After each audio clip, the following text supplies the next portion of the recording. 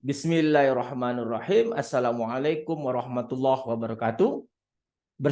Kembali bersama dengan Dr. Rado Yendra, tentunya bersama dengan Rado Institute. Pada kesempatan kali ini kita akan membincangkan suatu kasus bagaimana cara meracik paket perkuliahan, baik itu teori perkuliahan, praktikum, dan bedah riset artikel untuk memandirikan riset mahasiswa. Nah, hal ini perlu kita lakukan karena beberapa kesempatan saya pernah membuka suatu riset artikel di kelas dan memberikan waktu seminggu kepada mahasiswa untuk memahami kemudian dipresentasikan, tetapi hasil yang kita peroleh adalah minim sekali mahasiswa paham terhadap riset artikel yang kita jadikan sebagai tugas. Sebenarnya riset artikel ini adalah suatu riset artikel yang sejalan dengan teori perkuliahan, tetapi ketika dipresentasikan sebagian besar mahasiswa tidak memahami dengan baik atau sangat tidak memahami riset artikel.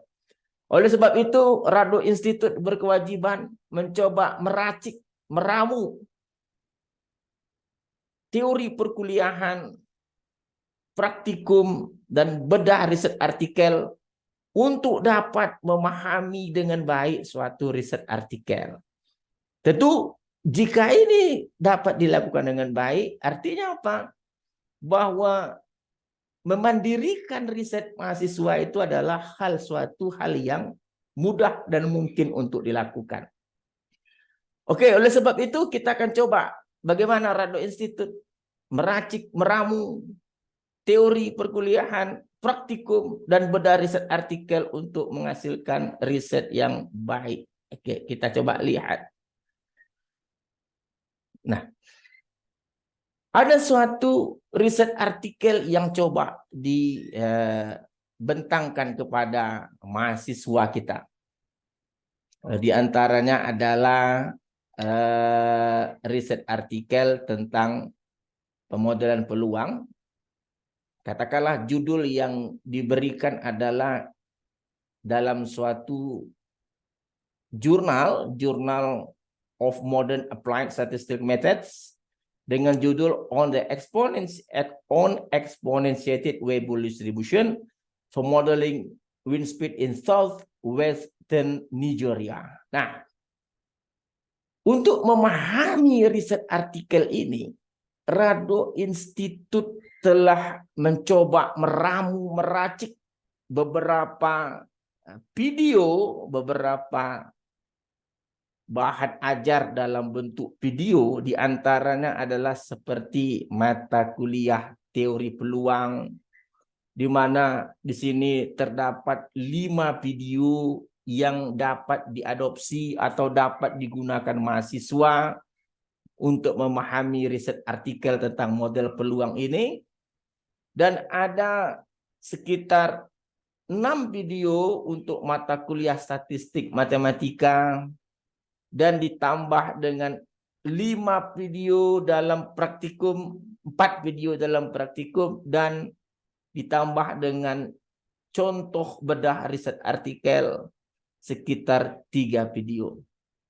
Nah, dari racikan ramuan ini telah kita cobakan kepada mahasiswa. Ternyata mereka bisa memahami dengan baik apa yang dibicarakan dalam riset artikel tersebut. Karena riset artikel tersebut tentu berbicara mengenai fungsi densitas peluang untuk variabel acak kontinu. Maka kita kupas terlebih dahulu apa itu fungsi densitas peluang untuk variabel acak kontinu pada mata kuliah teori peluang. Setelah itu, tentu isu utama adalah mengestimasi parameter. Menggunakan program maksimum likelihood, momen, dan metode grafik, kita persembahkan di mata kuliah statistik matematik. Lalu untuk memperlancar pemahaman mahasiswa ini, kita bekali dengan praktikum. Praktikum menggunakan suatu software R. Tentu saja dalam mengestimasi parameter ini akan berhadapan dengan beberapa fungsi rumit, fungsi nonlinear tentunya, yang akan dieksekusi dengan menggunakan Newton-Raphson pada mata kuliah metode numerik, dan kita coba bekali mahasiswa dengan praktikum. Nah, cukup dengan 4 video yang kita berikan. Lalu setelah mereka menguasai teori perkuliahan, praktikum, kita bekali lagi dengan bedah riset artikel. Beberapa riset artikel yang bercerita tentang model peluang kita kupas tuntas dengan mengaplikasikan praktikum tadi dalam menyelesaikan permasalahan. Nah, dengan racikan ini, dengan racikan yang kita berikan ini, Rado Institute sukses untuk menggembleng mahasiswa, tentu mahasiswa tingkat akhir ya, tentu tingkat akhir untuk menghasilkan suatu karya. Nah,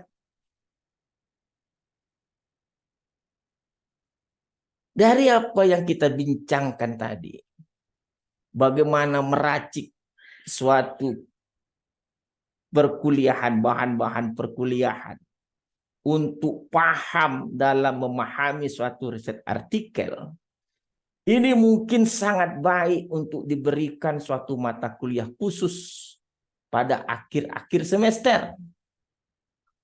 Mungkin semester 1 sampai semester 5 itu teori-teori dasar seperti teori peluang, statistik matematika, metode numerik, praktikum telah diberikan secara baik oleh dosen-dosen. Lalu di semester 6 ada nama mata kuliah bedah riset artikel 1. Bedah riset artikel 1 inilah yang dilakukan oleh Rado Institute dengan mengambil beberapa mata kuliah pada semester 4, semester 6, lalu pada praktikum, lalu diberikan pada bedah riset artikel 1, dan mungkin akan dilanjutkan untuk sem berikutnya bedah riset artikel kedua untuk eksen.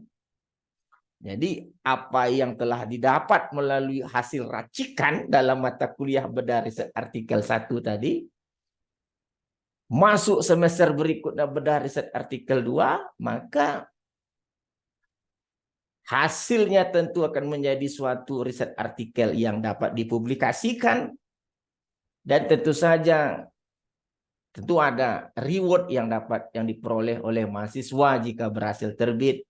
Mungkin terbebas dari memuat skripsi yang terdiri dari 5 bab yang hasilnya mungkin nanti tersimpan sampai usang di pustaka, gitu ya. Lagi, artinya apa?